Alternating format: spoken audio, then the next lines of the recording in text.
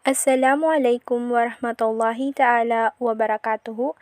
I am Hannah Managdananding, and for today, we will discuss a topic about cause and consequences of globalization.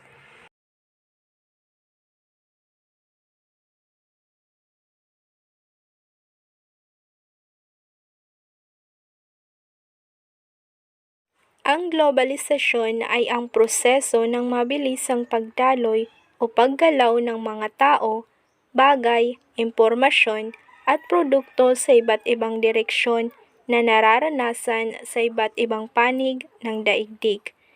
Nangyayari ito dahil sa pagpapalitan ng impormasyon at teknolohiya at paggalaw ng mga tao tulad ng migrasyon. Patunay lamang na ang mga ito ang dahilan ng paglitaw ng globalisasyon. Masasabi na bahagi na ng pang-araw-araw na buhay o pamumuhay ng mga tao ang globalisasyon.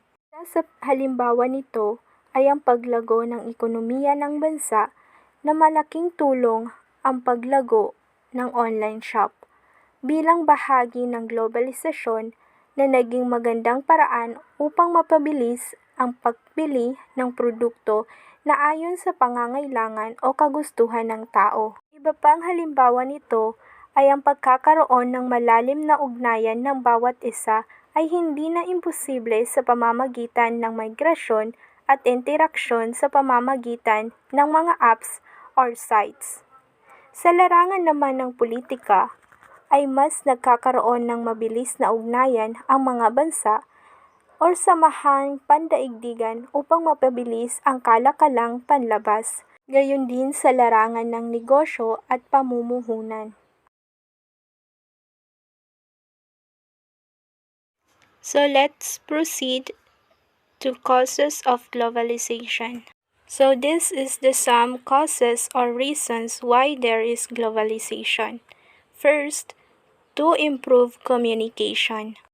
The development of communication technologies such as internet, email, and mobile phones have been vital to the growth of globalization because they help MNC to operate throughout the world.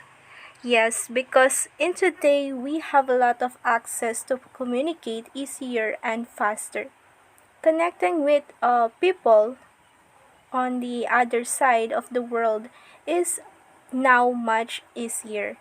We have satellites, fiber optic cables, and the internet that make it effortless to share information with those in different time zone and location. So now we have live or we can live together and connected. Another cause of globalization is to improve transport. The development of refrigerated and container transport, bulk shipping, and improved air transport have allowed the easy mass movement of goods throughout the world. This assets globalization. So because of globalization, nagkakaroon tayo ng malaking improvement in terms of transportation. Madali na lang ang pag-import or pag-export ng mga goods or product, and also people can travel more quickly. So another cause of globalization is free trade agreements. So when we say free trade agreements, that means the two or more nations were reducing barriers sa pagitan nila to export or import the goods or services na dinadala across the borders. MNCs or multinational corporation or company and rich capitalist countries have always promoted global free trade as a way of increasing their own wealth and influence. International organizations such as the World Trade Organization and the IMF also promote free trade. So, ang free trade agreement ay isang kasunduan between two or more nation para mabawasan ang hadlang at ito ay agreement na pwede silang mag-import or mag-export ng goods or product and also as services na walang sinisingil ang gobyerno, walang itinatakda kung kailan or saan, at walang tulong ng pamahalaan. So ito ay hindi na bago sa atin kasi noon pa man ay meron na talagang palitan ng kalakal o tinatawag noon na kalakalang galyon. Another cause of globalization is global banking. Modern communication technologies allow vast amount of capital to flow freely and instantly throughout the world. The globalization improved the global banking.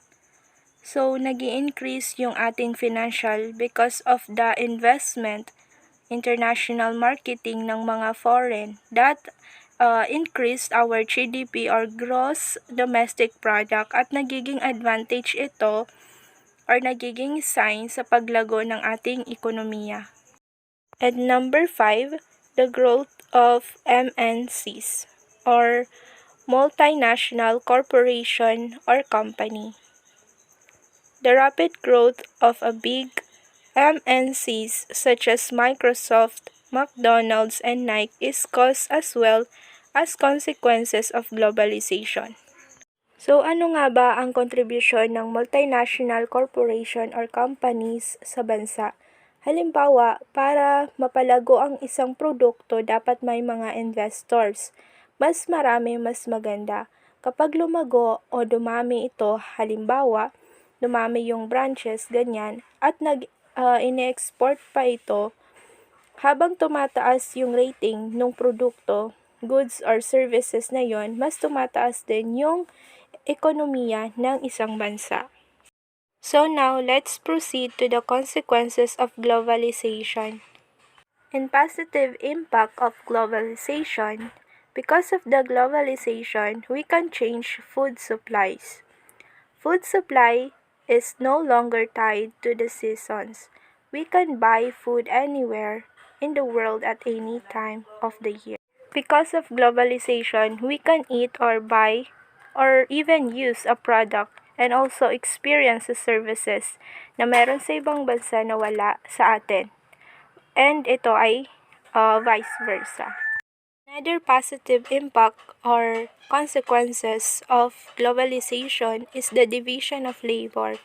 Because of multinational corporation or companies search for the cheapest location to manufacture and assemble components, production processes may be moved from developed and developing countries where costs are lower.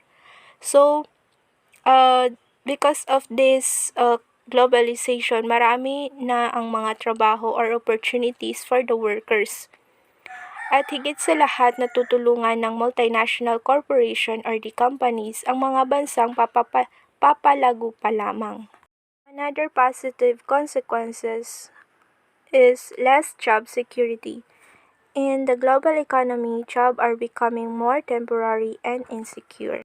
So because of globalization, marami nang nagbukas ng mga trabaho or opportunities even there is a temporary or permanent job.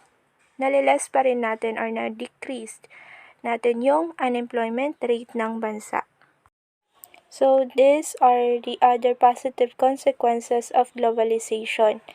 It gives access to a larger market. So through globalization, ang mga bansa or the companies ay mas lumalago pa at may chance or may access na para mas mapalaki pa yung consumer base ng produkto ng bansa. So instead na ibenta ito sa sariling bansa, it can expand and boost the sale by selling product or services to the other country. Another one, provide cheaper good for consumer. So because of globalization, we can buy a product in a low price, totally afforded na kahit sinong consumer ay pwedeng makabili. Because there are many companies that produce a cheaper product na hindi naman ito gaanong expensive. Globalization lets countries do what they do best. So they can focus their efforts on making other thing that they are good like paggawa ng mga computers or beauty products and expand them to the countries they import a cheap steel from.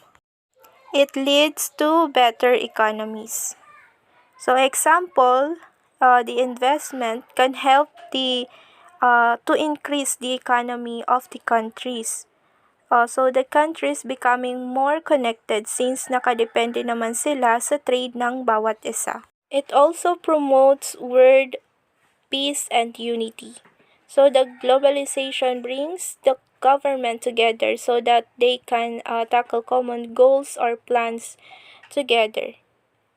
And innovation, the government innovate the world, it changes everything. So it make us connected and improve our economy.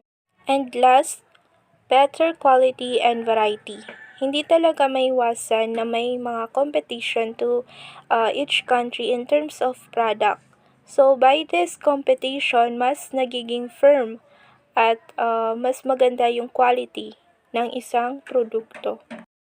So these are some negative impact of globalization. First, damage to the environment. So the globalization has led to increased production for businesses in order to meet global demand. So nag-i-increase din ang mga production kaya naman nangangailangan sila ng mas maraming natural resources. So it leads to negative impact on our environment. The globalization leads to greater emission of industrial pollutants and more environment effect, impact to the biodiversity like climate change, pollution, ocean acidification, and greenhouse effect. The globalization affecting the cultural impact. So because of the easiest connection natin sa ibang bansa, some cultures were adopt at yung culture naman natin ang nakakalimutan natin. Example, sa pagbili ng mga bagay-bagay, nauna pa tayong bumili na galing sa ibang bansa rather than bumili sa sariling produkto natin. Another example ay yung beauty products. Ang mga Filipino ay kayumanggi but because of the influence of the Korea, example, so nagiging racism na yung nangyayari. Then yung product natin ay hindi nakikilala.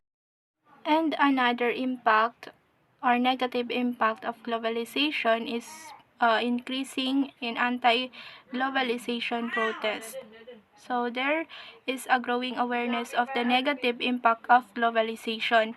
People have begun to realize that globalization can be challenged by communities supporting each other in businesses and society through the public protest and political lobbying. Sometimes we realize that there's a lot of bad effect of globalization, hindi lang sa environment natin, maging sa buhay natin.